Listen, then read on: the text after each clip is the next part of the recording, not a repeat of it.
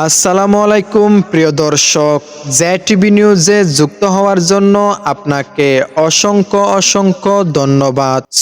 আজকের ঘূর্ণিঝড়ের আবহাওয়া কেমন থাকছে এবং আগামী দিনের আবহাওয়া কেমন থাকছে ও ঘূর্ণিঝড়টি কোন সাগরে উঠেছে এবং কোন অঞ্চলে আঘাত আনতে পারে তা নিয়ে আজকের এই আপডেট। বঙ্গোপসাগরে একটি লঘুচাপ সৃষ্টির সম্ভাবনা রয়েছে, যা 29শে মের মধ্যে নিম্নচাপে পরিণত হতে পারে। এই নিম্নচাপটি ঘূর্ণিঝড়ের রূপ নিলে এর নাম হবে শক্তি, যা শ্রীলঙ্কা কর্তৃক নামকরণ করা হয়েছে। এবারের ঘূর্ণিঝড় শক্তি সারা বিশ্বের রেকর্ড ভেঙে দিচ্ছে বলে রিপোর্ট দিয়েছেন আবহাওয়া অধিদপ্তর। 29শে মে থেকে 31শে মে পর্যন্ত রংপুর, ময়মনসিংহ, সিলেট ও চট্টগ্রাম বিভাগে 500 কিলোমিটারের বেশি বৃষ্টিপাতের আশঙ্কা রয়েছে। ভারতের আসাম ও মেঘালয় রাজ্য ও ভারী বৃষ্টিপাতের সম্ভাবনা রয়েছে।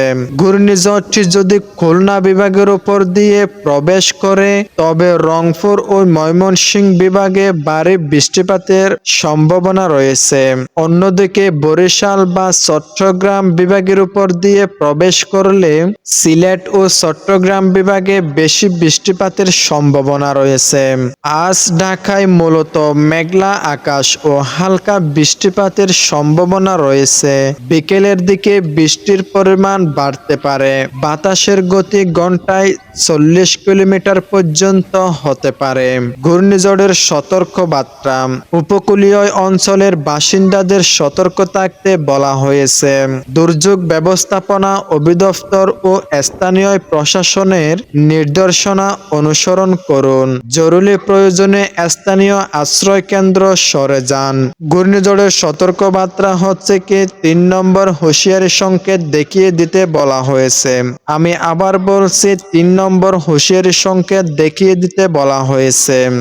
মূলত আজকের এই আপডেট আপনাদের কেমন লাগলো তা অবশ্যই আমার কমেন্ট বক্সে কমেন্ট করতে ভুলবেন না, এবং আপনার এলাকায় কোন জায়গায় বৃষ্টি হচ্ছে এবং আকাশ কেমন দেখাচ্ছে তা আমার কমেন্ট বক্সে কমেন্ট করতে ভুলবেন না। Mohammad Junaid, JTV news.